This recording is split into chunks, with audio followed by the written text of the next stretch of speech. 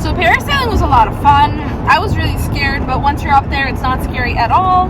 The landing was cold. The only bad thing is we waited for 2 whole hours between, we were supposed to go at 2, and we ended up getting on the boat to go to the other boat to get on the parasailing with 2 other groups of people at 4. So it's just first they delayed us till 2:30, and we had already been early. We were there at like 1. We were like, oh, let's sit around for an hour. Then they say, okay, you gotta wait a half an hour. I'm like, okay, fine, we're chilling. And then 2:45, they're finally like, okay, you're getting on your boat. Okay, it's a taxi boat to the activities barge. So boat number 2. And the activities barge, there were no activities other than maybe jumping off and swimming. Yeah. They play loud music. It's really sunny there, and then it's cold in the shade. Yeah. So like bring warm clothes, and then bring towels, and then bring umbrellas, and bring so hats. we were there for 2 hours, and then finally they shuttled us, and the rest was pretty quick. They shuttled us to another boat, so we're on 4 boats total. 4 boats total, and every single boat was really scenic. It was nice. The third boat and the last boat actually both go really fast, so take your hats off, otherwise you'll lose them like Isaac did. Yep. I told him so. I took mine off. And so yeah, if you book like at 2 o'clock, like plan to be there at least until 5. Don't go early. If you do arrive early, potentially ask if they have an earlier slot. We considered doing it, and then we were like, we'll relax here. We didn't know that we'd be relaxing for 2 whole hours. But I mean, it was nice views. We don't have any complaints. It was fun. And they do let you take your masks off when you're outside, so you're not sitting there for 2 hours wearing a mask outside in the heat. But some people were, so that's also okay if you want to. And I think that's it. They do collect tips on every boat actually, but we only felt compelled to tip the very last boat, the one that actually took us parasailing. They were really nice. Part of it is getting wet in the water, but someone in our group didn't want to get wet, and they can't control it 100%, but they didn't get wet. So they tipped a lot. We tipped less than them, but we still tipped. And they do have Venmo, but another group didn't even have their phones, so they memorized the Venmo to tip later. So you might just bring some cash or your phone or something if you want.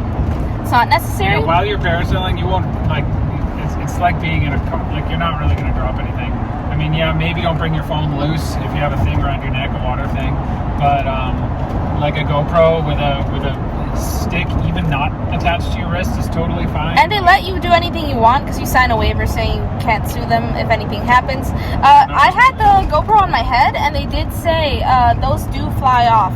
So he advised that I tie it on my wrist instead, which I did. So the footage from that is pretty terrible, I'm sure, but it was safe. I didn't want to lose it. And the footage they take is really, really good. We'll show some of that here. So awesome. I think it's worth paying. We thought it was really fun. Don't be scared like I was, because once you're up there, it's totally fine. It does jerk a little bit with the wind, but it's a roller coaster, less than roller coaster. It's way less scary. It's comfortable. If you're a man, they tell you beforehand what to do to not break your balls, which is useful. I appreciated that, because you can get into a very nasty position. And for ladies like me who have a big butt, they have seats to accommodate. So they are awesome. And they're fun, and they talk to you, and it was great. And we want to do it again. And we paid for the extra high one. I don't know if we would have been able to tell the difference, really. Yeah. The views were nice. It's necessarily worth the extra money. But it was fun. And we ended up paying... So the videos and the photos they take, they put on a CD. Unless you pay $10 extra and they put them on a USB. And we don't even own anything that plays CDs, so we just paid them $10, got a new 8 gig USB, so there's that. Yeah, that was after tax and that $78 to get the videos and photos. It's 40 for videos, 40 for photos, 60 for both, but then with the USB and then tax. So technically, we could have stolen we had the SD cards around our necks, but they also have our credit card, so they collected it right before we went on. No? Yes, and then they gave it to me. I had to hand it to them. So I had all the cards. Take a hard drive and be like, shink. Oh yeah. I could have taken the mini hard drives or switched them out with my own. Been like, you guys didn't film anything, really? Oh my god! But don't do that. Yeah, that's just me joking. It was worth it. It was amazing. We loved it, and we can't wait to share the videos.